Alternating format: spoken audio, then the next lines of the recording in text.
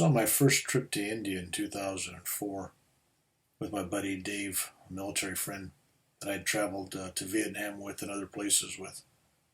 And we were on our way from Delhi, heading north. We wanted to go to the Golden Temple up by Pakistani border.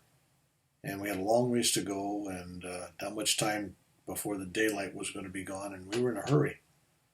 And our driver that we hired was taking his time, and I mean, he was diddling around, and he stopped to get something and went by and he got something else.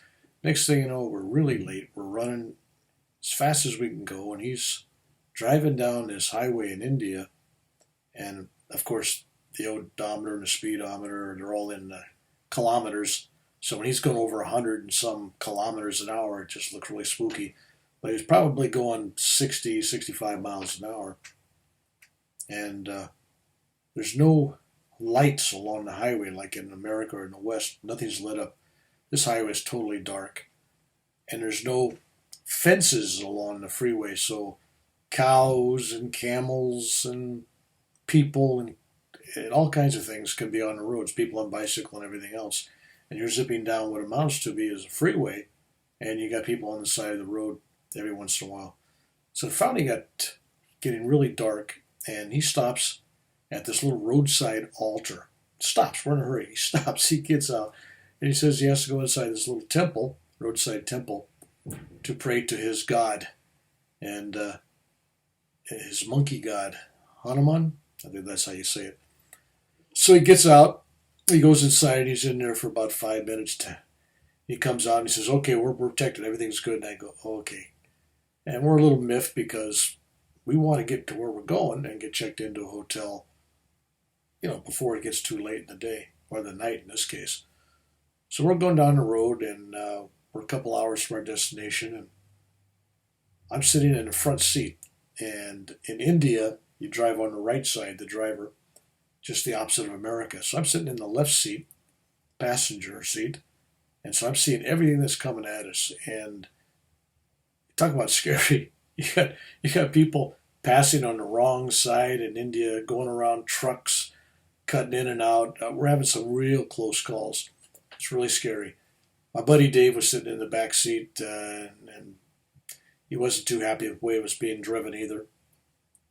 So all of a sudden, we're driving right down the middle of this highway, and out of the middle of nowhere, in front of our headlights, and it's so dark that the only thing we can see is what's directly in front of us in our headlights.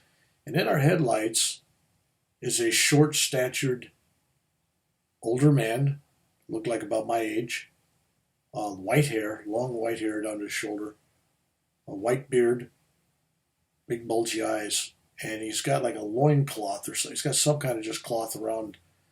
He's got a bare chest and his legs are bare, and he's got some kind of sandals on, and he's standing there and he's looking right at us, right in the middle of the road, and we're barreling down at him between 60, 65 miles an hour, and he's no more than a few yards away. If it was a football game, I'd say he's 5 yards the next line.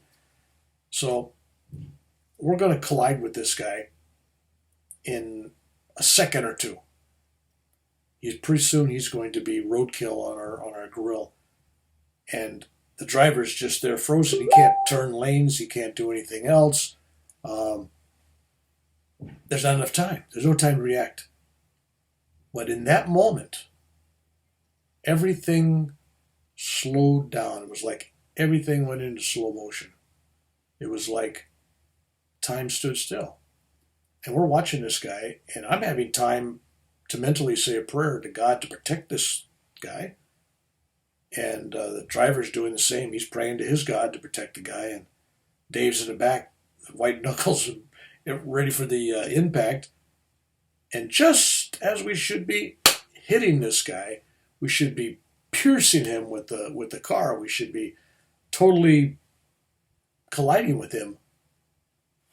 He disappears.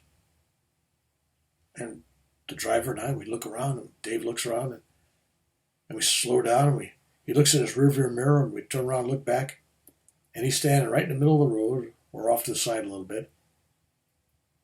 And he looks at us, gives us that look, And then he scampers right off across the highway. And we're going, what? What? Why wasn't he hit?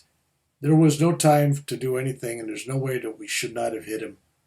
But we approached him, and he just dematerialized and was in the back of our car. Impossible. I didn't understand it then. I don't understand it today. Of course, our driver took full credit for stopping at his temple, roadside temple, for saving this man's life. I'm not too sure about that, but I know one thing. We didn't hit him. Time stood still, slowed down like it was practically standing still, and he disappeared. And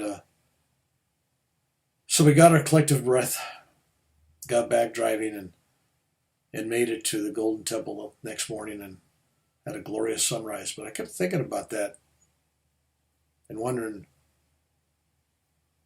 why didn't we hit him? And then years later, I think about and recall what he looked like, in his eyes, his bulging big eyes, and his hair and his beard.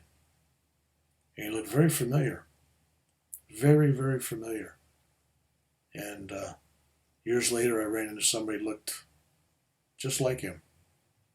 But that's another story.